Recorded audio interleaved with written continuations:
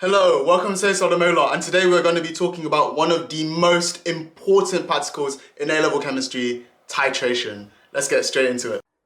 Okay, not to bombard you, but this is critical that we understand a titration practical. This, I would assume, is probably one of the most asked practicals that you're going to get in your A-level chemistry. So make sure that you know it well. Now, I split it off into two parts. So first of all, we need to talk about making a standard solution.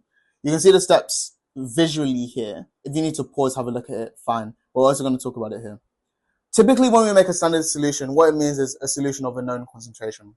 So typically what you'll see is a 0.1 mole per dm cubed. But how are we going to make that? Well, weigh the set mass of the base. So it could even be the acid, but normally it will be like crystals, yeah? You weigh the set mass of that with a weighing boat and a weighing scale, yeah? After you've done that, transfer into the 25 centimeter cubed measuring cylinder, yeah? Or it could be a beaker, just anything that you can put the the crystals into. Now, add a small volume of distilled water, stir. You'll normally have a glass rod. You stir that up until all of it's dissolved, yeah? Once that's done, transfer to the volumetric flask. Critical that we say volumetric flask. It is this one here. That is a volumetric flask, yeah? So it's really round at the bottom and it's kind of narrow at the top. Cool. Very important point, guys. Examiners go crazy for this. Rinse the beaker. Now, rinse the beaker, rinse the glass rod. Just rinse whatever, yeah? This will get you a mark in the exam if you say it, yeah? Rinse distilled water, add it to the volumetric flask, yeah? Then want to make sure that all of that crystal gets into the volumetric flask. Now, what you'll do is you'll see on your volumetric flask, especially if you've done this practical, there's a line in that narrow bit. You need to fill it up to that level, yeah? You make sure you're at eye level to make sure that you have met that line, yeah? But you have to make it to that line. Cool. And it's called a graduated line. Cool. We make it there, and then what we're going to do is invert, yeah? You can't see me, but literally, when you're inverting, you put the cover on, normally like a corkscrew, put that on, hold it at the bottom, and you literally flip it once, flip it twice, flip it 3 times, yeah? You keep flipping it so that you make sure it's mixed. Do that a couple times, you're chilling. That's how we're going to make our standard solution. Now, let's perform a titration. So titration, you can see here, we've got this thing called a pipette. Now, pipette, you can use it to pick up normally about 25 centimeter cubed of your standard solution, and then we're going to pop that into a conical flask. So the conical flask is this guy here. We're a bit triangular in a way, yeah? Cool. What we're going to do is then, after we've done that, you add a few drops of a suitable indicator. Now, the indicator, it depends on what titration you're doing. You need to look at the things you have. Typically, in A-level chemistry, it'll be phenolphthalein or methyl orange. Look at what you have. If you're titrating a strong base against a weak acid, use methyl orange. If you're titrating a strong base against a weak acid, use phenolphthalein, yeah? Wouldn't stress too much about that. It typically probably isn't commonly asked, but in case it is, make sure you know, yeah? Cool. Before the bivette, in this case we're doing with the acid. Sometimes it might be the base, but in this case we're doing the acid, yeah? Make sure there's no bubbles. So sometimes what you're going to need to do is open the tap. So maybe have a spare beaker on the side that you can open the tap into in case you've got bubbles, yeah? Just be aware of that. And then what we're going to do is record the initial volume. So look on the bivette, record the volume that the fluid is at the top. Now, perform the rough titration. So rough titration, literally, we're doing it rough, we're doing it quickly, yeah? Open up the tap, keep it going. Don't do it too fast to a point where it's like you missed the end point or the color change. Just do it not slowly, but make sure it's running steadily, almost like you're filling up water, your bottle of water. You don't want it to go too fast and it starts to spray all over the place, but you want to make sure the water's coming in at adequate pace, you know what I mean? Cool. So you add the acid in until the color changes, and then you record the end volume, yeah? Record the end volume. Now what we're going to do is reset, yeah? Get rid of the flask that we've just used. Use the pipette, get another 25 centimeter cubed of your standard solution. Put that in the conical flask, get ready, yeah? Then what we're going to do now is we're going to go a lot slowly. So say if my rough titer value was, I don't know, 25, yeah? When I get to 20, let's say 23, I'm going to close the tap a bit, not the full way, but we're going to make sure that it's going a lot slower, yeah? Almost drop-wise at some points. so that we can see exactly when that color changes. Yeah, you want to see the exact time the color changes, then stop it, record the final reading. Yeah, next we want to do repeat until concordant values. So this is a very, very key time when we talk about titration. Concordant means between 0.1 centimeters cubed of each other. So say if one of them is 24.4, the other one's 24.5, I've got concordant values. Yeah. And then what we'll do is we'll find an average between concordant values.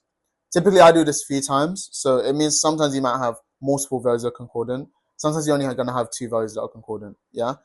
No matter what, averages only use the concordant values. Now, if you need to listen to that again, go ahead. Try and use memory from if you've done this practical as well in school. And that should help you to visualize it and say the right things when it comes to the exam. But this is the method that we want to talk about when we're talking about making standard solutions and titration. Okay, so the crazy part about titration is, yes, you pick up marks for knowing the practical. You also pick up a lot of marks for knowing the calculation. So let's get this question. A student is asked to determine the concentration of ethanoic acid.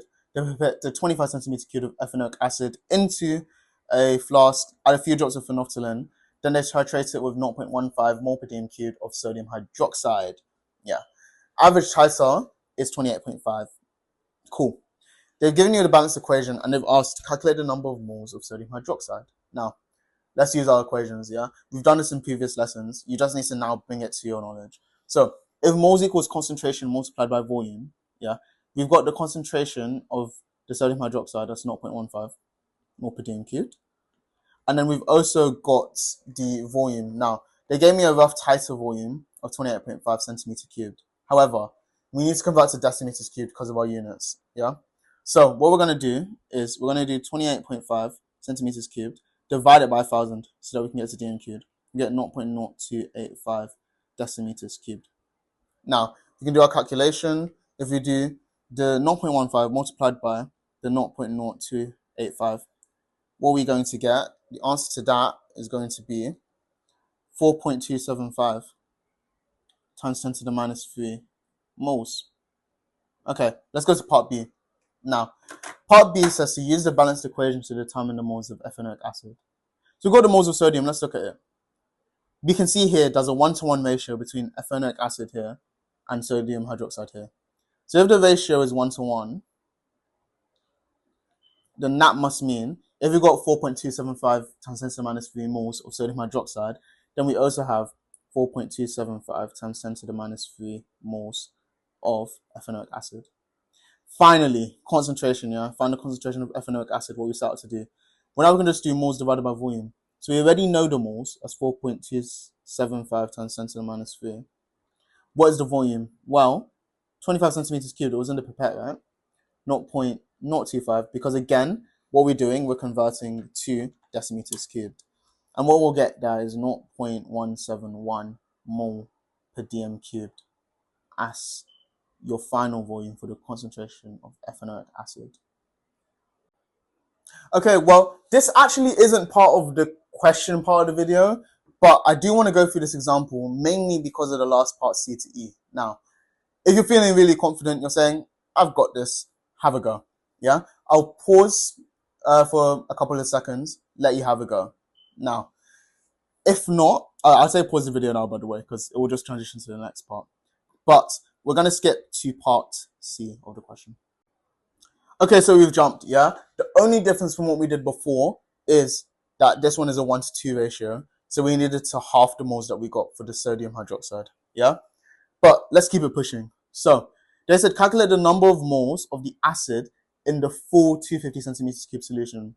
Now, whenever you have this, what we're going to do is we have the moles, yeah, in the smaller solution.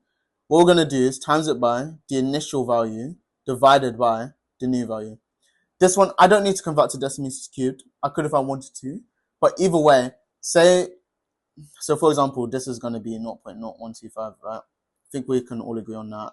But also, say that we did have it in dm cubed, just because what would happen is exactly the same thing. So if you put this into your calculator, again, you're going to get exactly the same answer as a 0.0125, yeah? So you don't need to stress about that one being in decimeter cubed because it's about the ratio because of the fraction, Yeah, cool. Determine the MR of H2A. Well, let's not reinvent the bush. We know what MR is equal to. MR is equal to mass divided by moles. In the question, they gave us the mass, right? The mass is the 1.225 grams. So we got 1.225 divided by the number of moles, which in the full solution is 0.0125. And what do we get there? 98 grams per mole. Cool. Let's look here. Suggest a possible identity of H2A. All I know is that H2A is going to be a dibasic acid. Yeah. So what I put down for you was just a list of different dibasic acids. And what you would need to do is to find the MR of each of them. So you can do that in your spare time.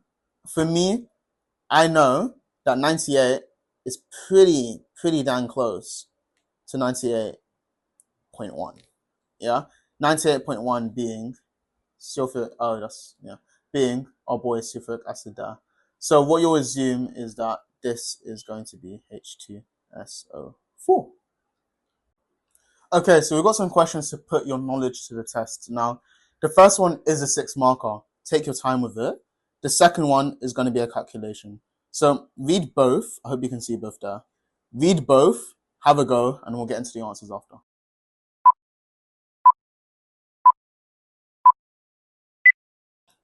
Okay, and here we have our answers. So for the first part, I did remove quite a bit of the mark scheme. I was talking about the levels, because I think this is the more important part. So what you had to do, it said to use calculations of the question. So you need to find the mass that you needed.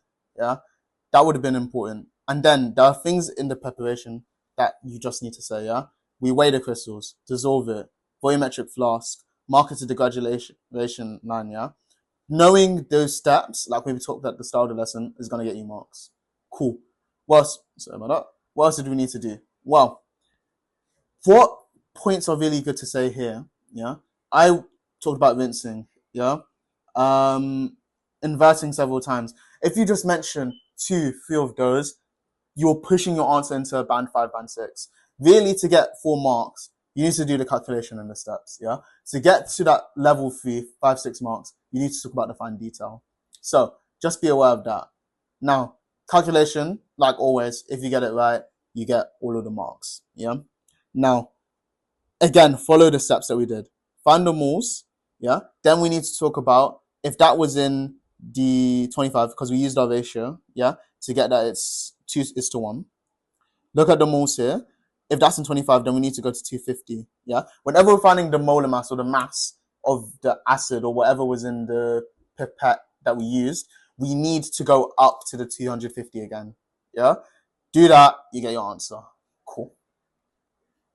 And we are finally there at the A-star tips. Apologies, I feel like this lesson was a bit longer, but titration is such an important topic. So know the experiments, yeah? Standard solution titration, both of them come up quite a bit, especially in AS, but they even come up in A2 as well. So know those experiments, yeah? Periodic table. Guys, you have it for a reason. Use it. Make sure that you don't mess up with the MR values. I'd also say familiarize yourself with those equations. I think a couple lessons back we did talk about them, and maybe it was called amount of substance. But guys, you need to be able to just switch between formulas, know what the formulas are, know how to apply them, yeah? Guys, will get you so many marks. What do you not do? Guys, I do think that these points here are mainly your go-tos in terms of the fine details. But say that, you're going to pick up so many marks. So I'd say just don't forget. Also, maybe a more pivotal one is about non-concordant values, yeah? If you use a non-concordant values to get your mean tighter, they are going to mark you down, yeah? Don't make that mistake because it's an easy one to avoid.